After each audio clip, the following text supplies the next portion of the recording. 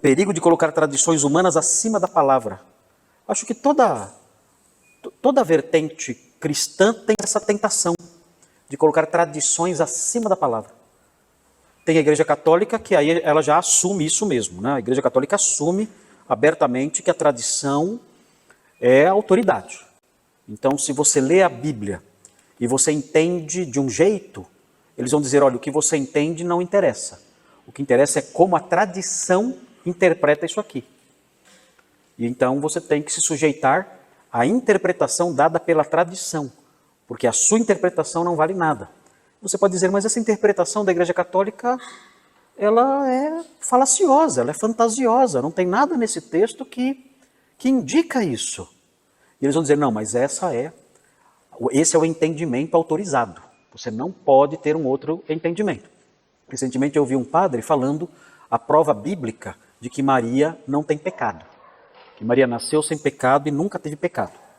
E a prova bíblica é a seguinte, o anjo disse para ela, salve cheia de graça. Então, já que ela é cheia de graça, então não tem nem espaço para o pecado, porque é tanta graça. Então ela não tem pecado porque ela é cheia de graça. Então você olha e fala, mas isso não é uma interpretação, isso é uma zombaria. Você está zombando da nossa cara. Porque há várias razões, né? Primeiro porque o texto não diz que ela é cheia de graça. Essa é uma tradução errada. O texto diz que ela foi muito agraciada. Ou seja, ela não tem graça para dar. Ela recebeu muita graça, ela foi muito favorecida.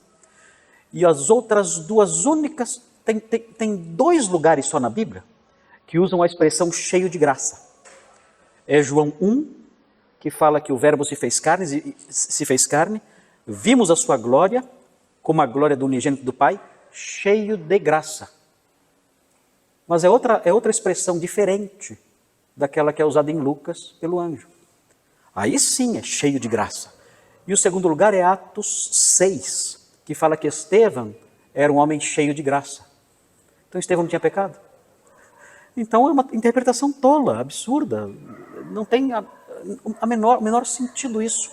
Já pela palavra mal traduzida, como pela má compreensão da própria expressão, cheio de graça. Mas tem que aceitar isso, porque a tradição entende que Maria não tem pecado. E por isso, então, temos que aceitar isso aí. Dentro do meio evangélico também tem esse perigo. Quando as diversas igrejas pegam uma confissão de fé e transformam aquela confissão de fé numa autoridade máxima. Então, por exemplo, tem a Confissão de Fé Batista, de 1689. Algumas pessoas se apegam àquilo como se fosse palavra de Deus, e não é. Tem erros lá? Tem erros ali. Os presbiterianos correm o risco de pegar a Confissão de Fé de Westminster e transformar aquilo numa autoridade máxima, plena, suprema. Tanto que algumas vezes você discute com um presbiteriano, ele fala, não, mas a Confissão de Fé de Westminster diz isso. Tudo bem, mas... E daí? Não, mas a Confissão de Fé de Westminster diz isso. Ok, eu respeito muito a Confissão de Fé de Westminster, é muito boa, mas ela não é a palavra de Deus. Ela não é autoridade para você mostrar para mim e dar carteirada com ela. Não dá para ser assim. Recentemente tem tido debate sobre o Sínodo de Dort. Então, aquilo que está escrito nos cânones de Dort, aquilo é palavra de Deus. Não é. Tem coisas ditas nos cânones de Dort que estão erradas. Há afirmações em Dort, nos cânones produzidos por aquele concílio, que não são corretas. Por exemplo, fala que o batismo de filhos de crentes produz a salvação deles. Isso está certo?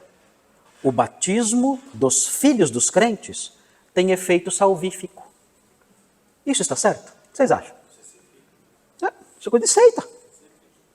Ou seja, se o casal é crente e tem um filho, esse filho já nasce santificado. Se ele for batizado, então, esse batismo tem poder de salvá-lo. Amém? Gente? Então, são coisas que você olha e fala, mas isso está errado.